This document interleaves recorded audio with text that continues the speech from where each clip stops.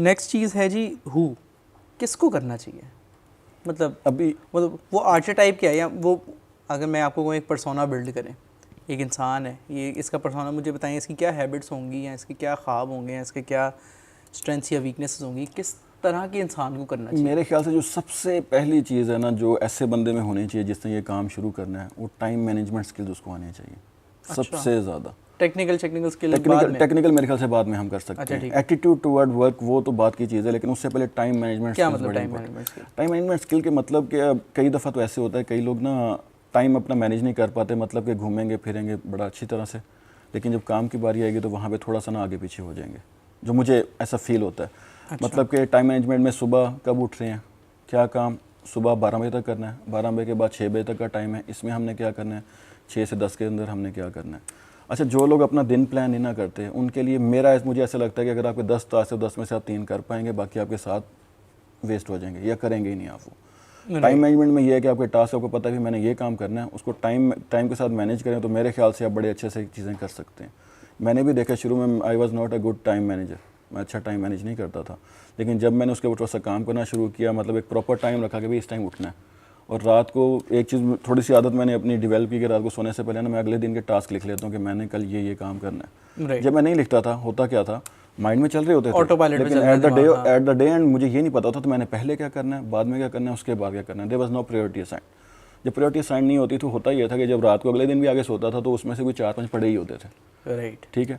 उसके बाद मैंने कहीं पता नहीं कोई आर्टिकल पढ़ा, कोई देखा, उन्होंने कहा भाई लिखो और उनको ख़त्म कर दे, मतलब उसको मिटा दो, क्रॉस ना करो, मिटा दो कि मतलब ये हो गया। राइट। अच्छा, उसके बाद फिर मैंने क्या किया, हैबिट बनाई, मैंने सोने से पहले मैंने अगले दिन जो भी काम होते थे ना, वो मैंने अपने पास नोट पैड के अंदर नोट कर लिया। नोट पैड मतलब मोबाइल में नोट्स के अंदर मैंने लिख लेने, और सुबह उठ के मैंने एक एक करके उनको माइनस करते जाना।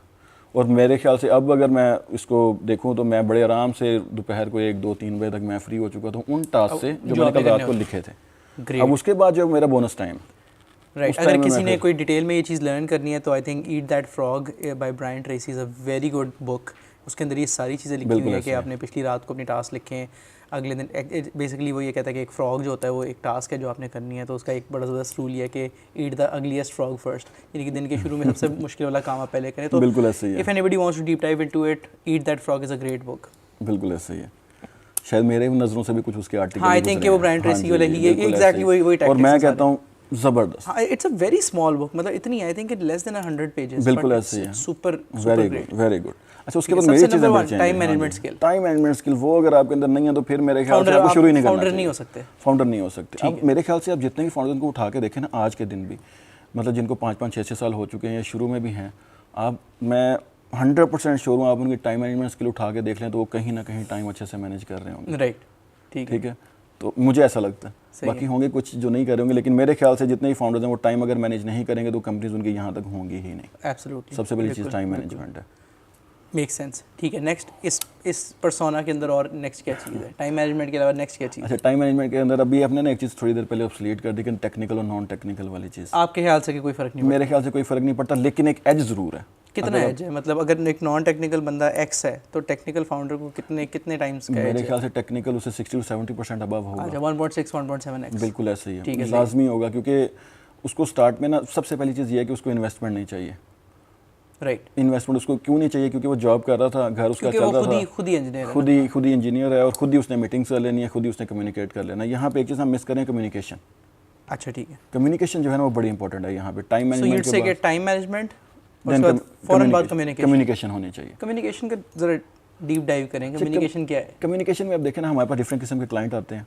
एक तो ये है ना कि इंग्लिश बोलनी आनी चाहिए, ये तो एक छोटी सी चीज़ है कि यार वो इंग्लिश बोलनी सबको आए, लेकिन कन्विंस करना आना चाहिए, ये बड़ी इंपॉर्टेंट चीज़ है। अब कई, मैं आपको एक एग्जांपल देता हूँ छोटी सी, अब फ्रेंड ना हो जाए जो मेरे साथ काम कर रहे हैं, लेकिन मैं फिर भी एक छोटी सी एग्जांपल देता हूँ कि हमारे पास ना डिफरेंट क्लाइंट्स आते हैं, उनके इंटरव्यूज़ आते हैं। मैं आपको ऑनेस्टली बताता हूँ, मेरे पास अगर 10 इंटरव्यूज़ आए ना, उसमें से मैं 8 क्लोज कर लेता हूँ ईजिली, और ये मेरे ख्याल से एक्सपीरियंस और टेक्निकल एक्सपर्टीज़ की वजह से है। राइट।